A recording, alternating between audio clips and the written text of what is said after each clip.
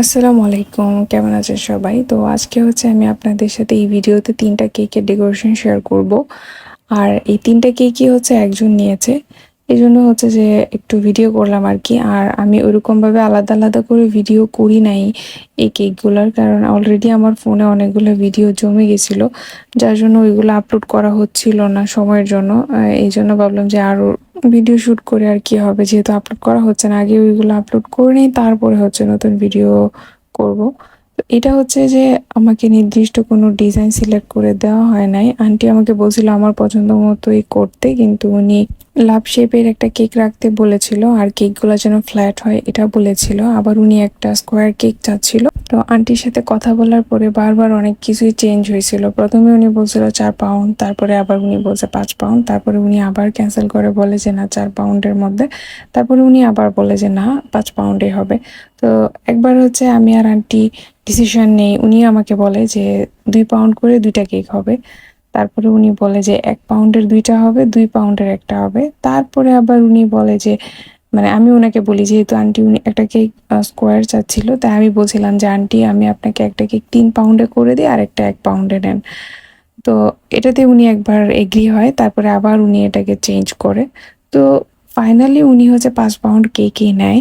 কিন্তু 5 পাউন্ড যখন নেয় তখন আমি বলতে চাচ্ছিলাম যে আচ্ছা একটা লাভ শেপ থাকবে, একটা স্কোয়ার থাকবে আর একটা রাউন্ড থাকবে, এরকমই আমার প্ল্যান ছিল। কিন্তু আন্টি হচ্ছে পরবর্তীতে চেঞ্জ করে বলে যে 2 পাউন্ডের কেক হবে, 2 পাউন্ড করে 2টা কেক হবে আর কি। তো তাহলে তো এখানে টোটাল 4 পাউন্ড কেক হচ্ছে। তারপরের দিন হচ্ছে যেদিন আন্টির কেক লাগবে, এর আগের দিন রাতের বেলায় হচ্ছে আন্টি আমাকে ফোন দিয়ে বলে যে আরো 1 পাউন্ড কেক দিয়ে দিও। 4 পাউন্ড কেক হয়তো বা মনে হচ্ছে যে আমার প্রোগ্রামের জন্য কম হয়ে যেতে পারে। তো এই জন্য হচ্ছে উনি আরো 1 পাউন্ড কেক বাড়িয়ে দিতে বলে। তো আরো 1 পাউন্ড কেক যখন আমি বাড়িয়ে করি, তখন ইনস্ট্যান্ট হচ্ছে আমি ডিসিশন নিই যে তাহলে তো এখানে 2 পাউন্ড করে যদি 2 পাউন্ডের যদি আমি স্কোয়ার কেক করতে চাই, আমার কাছে স্কোয়ারের যে মোল্ড আছে ওটাতে হচ্ছে কেকের হাইটটা বেশি হয়ে যাবে, আর কেকটা আন্টি যেমন ফ্ল্যাট চাচ্ছে ফ্ল্যাট হবে না। এই জন্য হচ্ছে আমি 2টা কেক বলতে একটা কেক লাভ শেপে করি আর একটা রাউন্ড শেপে তো আমি অলরেডি করেই ফেলি বেক। তারপরে উনি বলে যে আরো একটা লাগবে। তখন আমার অন্য আরেকজন কাস্টমারের একটা কেক আমার ছিল ফ্রিজে, ওইটাই হচ্ছে আমি ওনাকে ডেকোরেশন করে দিয়ে দিই আর কি। তো এই হচ্ছে অবস্থা। এই জন্য হচ্ছে আমার আর আন্টির জন্য ওই স্কোয়ার কেকটা করা হয় না, এটার জন্য হয়তো বা ওনার মন খারাপ হয়েছে। আর আমি মাথায় রাখছিলাম যে আন্টির কেকটা যেন ফ্ল্যাট হয়, যেহেতু উনি অনেক মানুষের মধ্যে সার্ভ করবে। আর রাউন্ড কেক কিন্তু স্কোয়ার কেকের চাইতেও সুন্দর করে কাট করা যায়।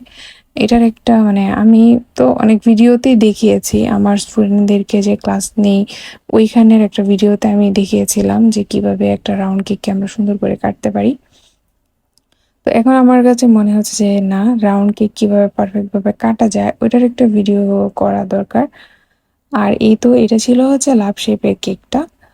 আর 3টা কেক 3 রকমের ছিল, এখানে 2টা কেকই রাউন্ড হয়ে গিয়েছিল, একটা কেক স্কোয়ার করলে খুবই ভালো হতো, তাহলে আন্টির মানে রিকোয়ারমেন্ট অনুযায়ী 3টা হতো।